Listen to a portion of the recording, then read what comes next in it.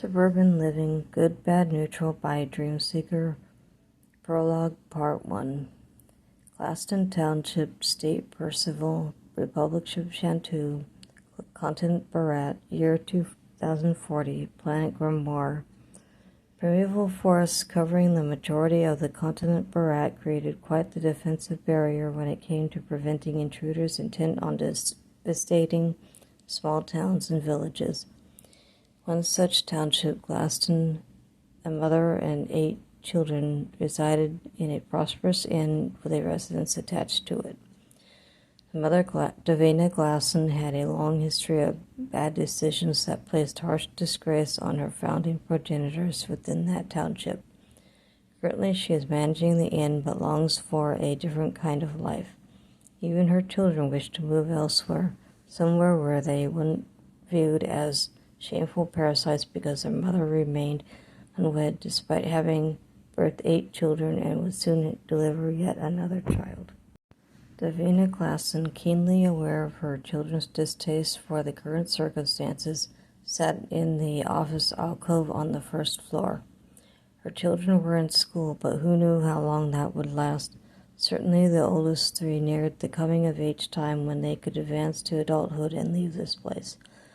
While Davina would miss them, she understood their need to break away and explore other opportunities. She never denied their request to give them further educational time. In fact, she'd encouraged them to pursue their varied interests. Will it be this week that they turned 18? She looked at the tintypes featuring all her children throughout their lives, from children to adults. It wouldn't be long before the other 5 also flew the coop. Davina was pleased and regretful at the same time. She'd wanted to provide them with better opportunities than when she'd been stuck with. Davina shrugged ruefully as the time escaped her. How time does fly. Briefly, Davina inspected her appearance in the reflection of a window. Long black hair with lavender highlights carefully braided and pinned into a bun at the back of her neck. Slanted light gray eyes and lightly tanned angular features with a spattering of freckles crossed her nose and cheeks.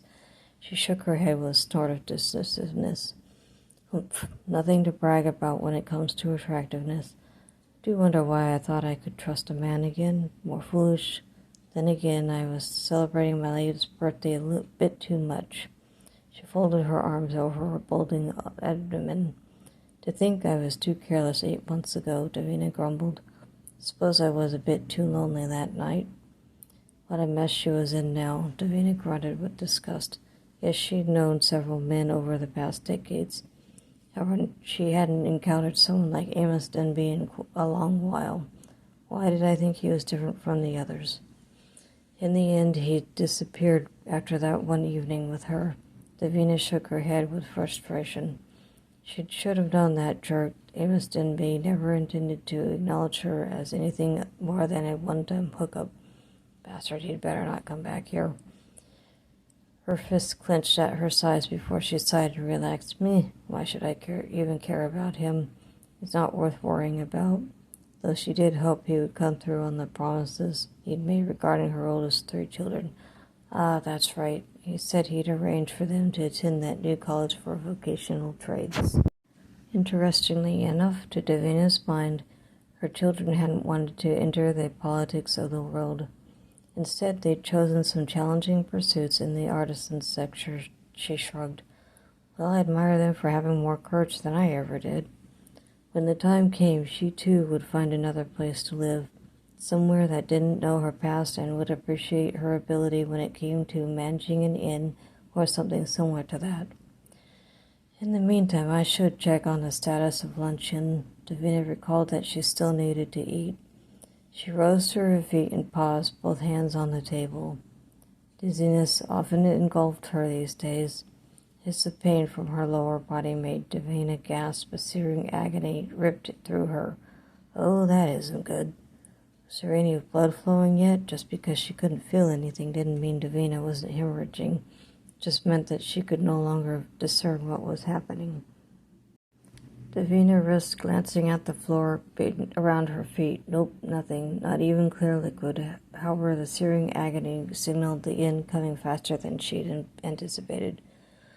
Oh, this is going to change my plans now, won't it? She had to take care to avoid falling. Yet another side effect of that damn genetic curse handed down through the family. Davina gritted her teeth. Another wave of dizziness assailed Davina. She was not going to remain upright for much longer, it seemed. Must endure to safely birth the children. In the end, I know my cousins Terabithia and Samuel Hodgkins. She grimaced because they literally were the only ones who stepped forward voluntarily to raise them the moment they heard about Davina's latest pregnancy and the familiar curse activating with their presence. The timing was suspect, but what could Davina do? She was lucky to have avoided the damn curse this long, she reflected on her horrible luck. The cousins were calculating what profit could be made from the inn, she didn't doubt. Most likely from selling it, not running it, of course. Davina pulled her mind back to the present. They will become their temporary guardians until the youngest 5 children come of age officially. She looked outside. Originally, the plan for the mid-afternoon was a picnic with her brood. Somehow, Davina wasn't sure that would happen after all. Fortunately, she reflected that would only take about 3 years. The dizziness subsided, but Davina remained uneasy.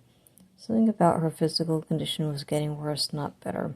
This was too nice of a day for a bad incident to occur, but of course that was how her situation tended to run true to form.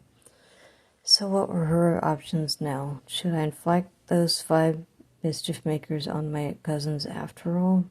Davina just hoped that the 5 youngsters would be able to tolerate the 2 stuffy cousins, Terabithia and Samuel Hodgkins, from her mother's side of the family for that duration. Either that or a miracle occurs and they're awakened to a new path. She was doubtful of that happening, not while she was in their proximity at least. On the other hand, they could very well travel easily enough to another township or hamlet to start anew. It had been a suggestion made previously in the weekly discussions they'd held. Not only that, but Davina had raised all 8 of them to be self-sufficient should some emergencies occur, and they couldn't rely on adults to guide them correctly. Maybe I should have just given all 8 of them the advanced freedom option instead. I did offer them the choice, but they turned it down. She pondered on the dilemma and shrugged. Then again, no one expected me to have an affair with a married man, thus activating that nasty curse because I got pregnant as well. Not something that Davina was proud of happening. In fact, it dictated her demise happening sooner than anyone anticipated. In that case, Davina might as well ensure that no one with ill intentions would get their hands on her extremely intelligent and talented children. Well, I can always enter that into the will. She sat back down and did exactly that. Davina didn't want any conflicts arising just because her kids were just that damn stubborn and hard-headed. No sooner than she finished the alteration of the will and sent the completed documents to her lawyer, and she tried to stand up and abruptly dropped to her knees and fell unconscious. Her body had had enough. Damn, I hadn't wanted to miss that picnic with the kiddos. After all, it was to celebrate their birthdays.